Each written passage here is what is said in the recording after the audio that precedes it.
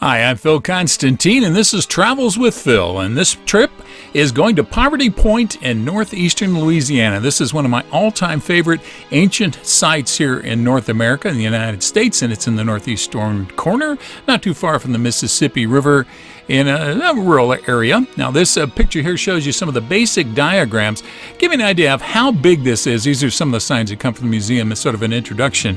It's 910 acres in size. Now, to give you an idea, Stonehenge is only 300 feet across.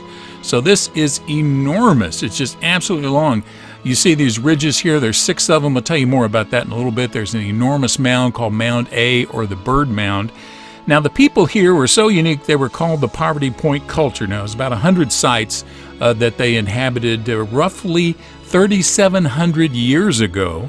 That they were so unique they were named the Poverty Point people. Now, this was named after an old plantation in the 1800s, but these were hunter-gatherers, and this is the largest structure or site for hunter-gatherers in North America. This was being built that roughly, in the general area of Stonehenge, the general area of Queen Nefertiti in Egypt. This is an overview, and in fact, they didn't even know that some of these circles were there until they had the overview. Now, these circles that you're seeing here, these are poles. And these poles, some of them are over 210 feet across, some of these circles. And what they believe is these holes around the ground, some of them as much as 2 feet across, they believe there were poles of some sort marking some sort of ceremonial circle. This is in the central Plaza area. Now, the central plaza was surrounded by 6 ridges. You can see them here in an overhead. Now, when they were originally done, they think they were probably about 6 feet high. Well, now, after hundreds of years of plowing by the local folks, they're probably down to about 1 foot tall. You can see here one here going over toward Mound A. These things stretched over 7.5 miles if you were to put them end to end. And they are measured from roughly about 2,000 feet to 4,000 feet in diameter from the inner ring to the outer ring. Now let's take a look at Mound A, or the Bird Mound. Now this is a drone flight. This is from the website that you see the address there.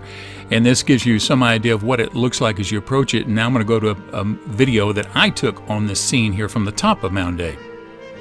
You are looking at Poverty Point from the top of Mound A, sometimes called Bird Mound. You can see some people down there on the ground in the center in the picture.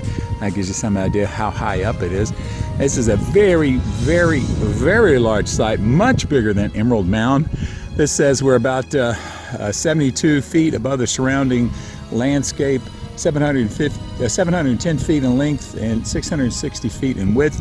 Some say that the shape looks something like a bird, so that's why they sometimes call it the Bird Mound.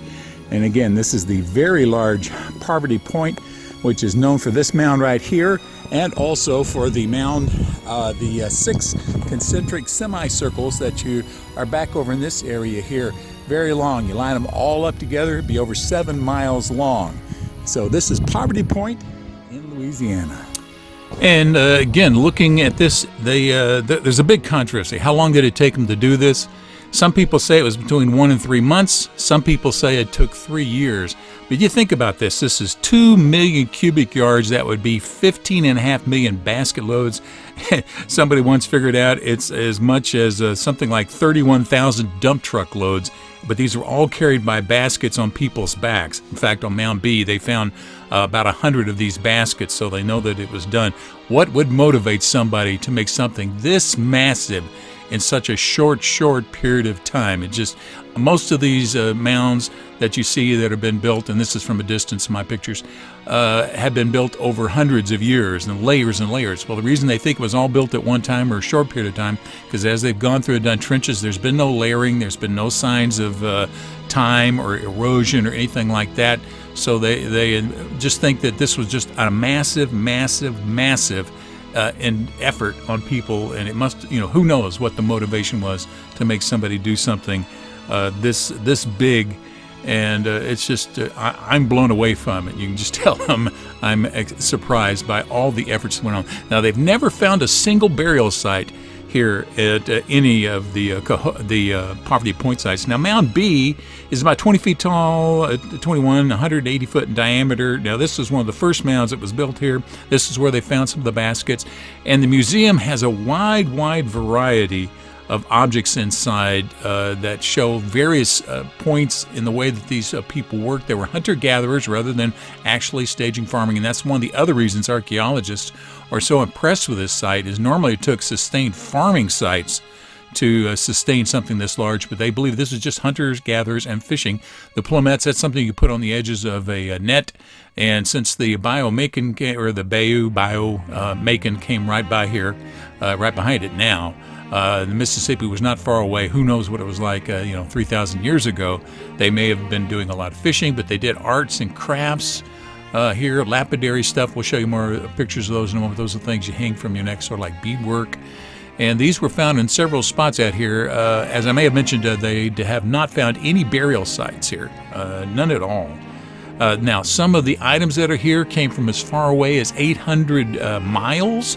There's copper from up around the Great Lakes, a wide variety of other artifacts here that come from different places. These are gorgets. These you wear around your neck on a cord of some sort, bars and tablets here. They just have a lot of stuff. They think that atlatl was the way that they did spear, and that's where you put the spear on a long stick and it helps extends the length of your arm and just puts more speed into it. And then once you got practicing on it, it just makes it phenomenally accurate.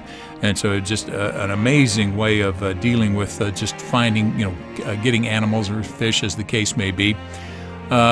Distribution here, they show you where the artifacts they have found have come from. Now, these are 6 rings. There are causeways in between them so that you can work your way through. Who knows, was this designed so that if the river rose up, you'd still be above water level? Was it just designed to keep people off the grounds below? Who knows? No one really knows. Lots of stone points here, lots of them. Now, there are 100 other Poverty Point culture sites. This is the biggest one of them. And again, this is the second largest one in North America. I believe it's just short of Cahokia as far as mounds are concerned. These are garnets that came from different spots here. And again, this has been here for, again, the first sites here 3,700 years ago. Go back and look up in some history books for your favorite historical sites. See how long ago they were. And this is why this is so impressive that such a big site was done back then. Now, this is the Biome Aiken. This is right behind the edge of the site, right next to the museum, and those are some turtles out there that I saw when I was going through there. So again, this is a very, very impressive site. I was just incredibly blown away by all the activity here. Now, the mounds are enormous. The ridges are not. So if you're expecting, big ridges out there, they've been plowed down mostly. They're in the largest ones are maybe a foot tall right now, but still impressive. This is what they call a borrow pit, where some of the digging took place. There's some beautiful flowers out there as well. So if you're ever in northeastern Louisiana, I highly recommend a trip up here. Thank you very much for watching. You're welcome to leave comments down below as long as the language is family friendly.